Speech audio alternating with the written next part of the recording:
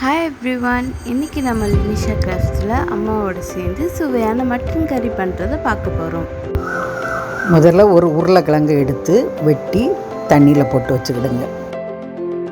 அடுத்தது 1/2 கிலோ எலும்பு கறி மட்டனை எடுத்து கழுவி குக்கரில் போட்டு அது கூட உருளைக்கிழங்கையும் போட்டு தண்ணி ஊற்றி அடுப்பில் 5 விசில் வர்றது வரை அவி விடுங்க. அடுத்தது வாணலியில் பட்டை, பெருஞ்சீரகம், கிராம்பு, ஏலக்காய் எல்லாம் போட்டு வறுத்து மிக்சியில் போட்டு பொடி பண்ணி வச்சுக்கணும். அடுத்தது வாணலியில் தேங்காய், ஒரு குத்து தேங்காய் போட்டு இஞ்சி, வெள்ளைக்கூடு போட்டு அதையும் கொஞ்சம் நல்லா வாசம் வர்றது வரை கிண்டணும். 2 பல்லாரி, 2 தக்காளி, 5 மிளகாய் வெட்டி வச்சுக்கிடணும். வறுத்த தேங்காவை கொஞ்சம் தண்ணி ஊற்றி மிக்சியில் அரைச்சி வச்சுக்கிடணும். ஒரு கடாய் எடுத்து அடுப்பில் வச்சு எண்ணெய் ஊற்றி கடுகு போட்டு, கடுகு பொரிஞ்சதும் பல்லாரி, தக்காளி, மிளகாய், கருவேப்பிலை போட்டு நல்லா கிண்டுங்க.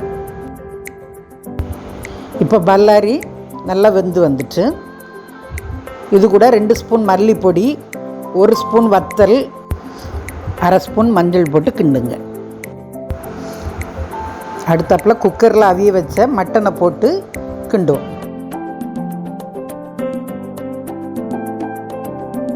அது கூட அரைச்ச தேங்காயை போட்டு கிண்டணும்.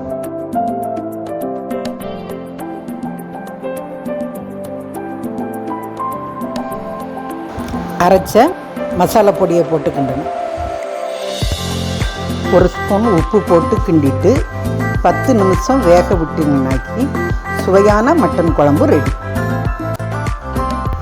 இந்த சுவையான மட்டன் கறி சாப்பிட்டா யாராக இருந்தாலும் கண்டிப்பாக மறுபடியும் சாப்பிட்றதுக்கு ஆசையாக இருக்கும்.